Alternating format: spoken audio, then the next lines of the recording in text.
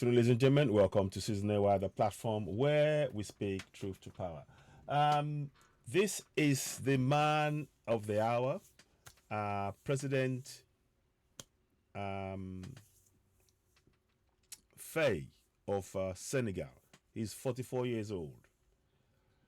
And he's doing a fantastic work. President, I think Bissau Dombaye Faye, if I'm right. I hope I'm saying it right. He's very, very good. He's the next African president. He's speaking, even his English is clean. A lot of current presidents in our clean than a lot of our current presidents in our continent. English is not really about a measure for me. I'm more interested in what it is in him, and the more he speaks his local language, the more he connects. But I have a reason. I like the commitment and the passion he brings, but it must be aligned to our culture, our language, our food, and commitment to seeing real development on our soil. To that end, let us listen to his speech. It's 4 or 5 minutes long. Let's have a listen. France to lift its knee off our neck and put an end to this unjust oppression. Centuries of misery, human trafficking, colonization, and neocolonization have caused immeasurable suffering. It's time to put an end to this cycle of oppression. It's high time for France to leave us alone. It's time for France to take a cue from its European neighbors and learn a valuable lesson in independence. Germany is the leading economic power in Europe, significantly surpassing France, which is ranked as the 3rd or 4th largest economic power globally. Germany does not exploit any country, any colony. I can mention Italy, I can mention Spain, who had colonies before, but who do not exploit anyone, who do not interfere, who do not impose leaders in their former colonies. On what grounds does France believe it can continue to impose leaders on us and make choices on our behalf? This must come to an end. And the emerging Africa, the African youth, the African elites, and the African diaspora all stand united in saying no, it cannot continue any longer. France's hypocrisy is evident and pervasive in daily life. Let's examine the cases of Mali and Chad as prime examples of this hypocrisy. In Chad, where the constitutional process has been interrupted, France applauded and its president visited to officially consecrate the new king's coronation ceremony. In Mali, where it is not the constitutional process that has been interrupted, but the transition process, France has condemned and even packed up its things to say that it is leaving Mali. That's hypocrisy. It's the double standard. It is the double language that France employs in its dealings with Africa. During our questioning of Mr. Jean-Yves Le Drian regarding the situation in Ivory Coast and France's decision to allow a 3rd term, he provided a clear explanation. He stated that while he accepted the 3rd term for Ouattara, he refuses it for Belarus. Wow. He emphasized that France has condemned the situation in Belarus and has actively encouraged the European Union to do the same. Le Drian explains that in Belarus, millions protested, unlike Ivory Coast, where there were no mass demonstrations on the streets. This is how France... The reason why there are no mass demonstrations on the streets is because the people don't have the power to hold their governors to account. And hopefully, these are the things that you, as a incoming president, President Faye, would address. And this is by design. And the voice of the people are often ignored by their leaders because that's what France instructs them to do. But let's carry on. France deals with African issues. Personally, we expect absolutely nothing from France. We desire her to cease meddling in our matters so that the people of Senegal can exercise their freedom of choice rather than being influenced by France's selection of a candidate using the tactics we are aware of. We begin by targeting individuals, adorning them with the Legion of Honor or a similar knightly rank, enlisting them in Masonic lodges, and informing them to prepare themselves as they will be next in line.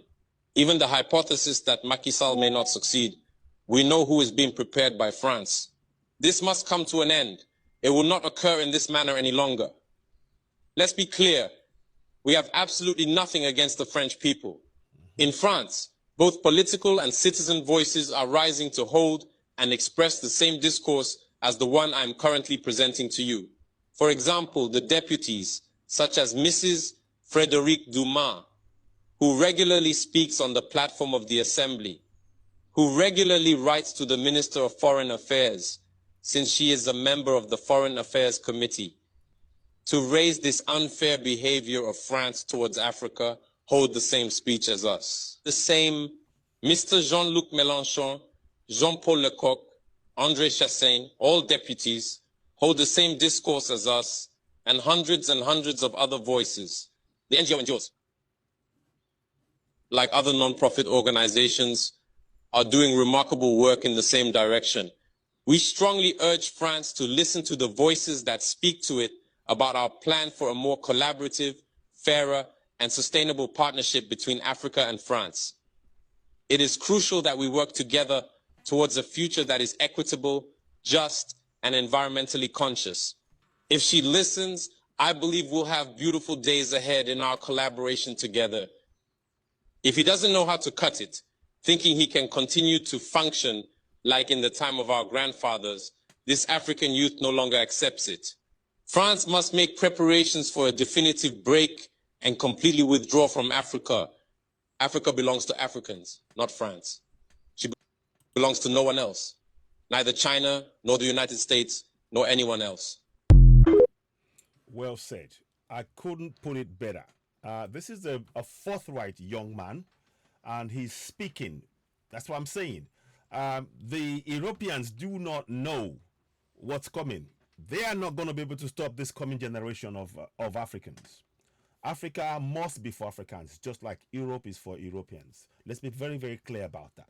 And Europe can no longer continue to dominate and oppress and suppress Africans and expect us to be quiet and using all manner of subterfuge, from religion to false economies to coercion to threats of force, to force us to subjugate ourselves to this false system of governance that has ruined countless millions of lives, that's forced exodus of Africans from the African continent.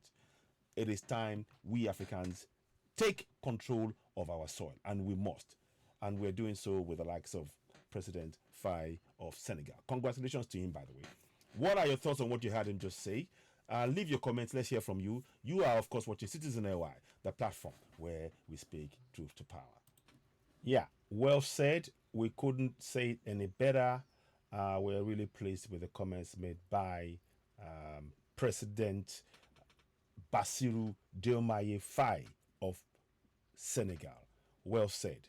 Africa belongs to Africans. And that is a statement that we must all stand full square behind and work closely to make sure we achieve an Africa that becomes an oasis for Africans. That is what must happen on the African continent. You've been watching Citizen AY, the platform where we speak truth to power. What are your comments? Please go ahead and subscribe to Citizen AY on YouTube. Subscribe to Citizen AY, hit the notification button, and of course give us a thumbs up. Help us reach more people. We truly appreciate your support. It's really important that you help us. Leave comments, subscribe, hit the notification button. Of course, give us super chats as well. We are trying to grow this platform and we do need your support. Thank you for watching. You've been watching Citizen AY, the platform where we speak truth to power. Thank you and bye for now.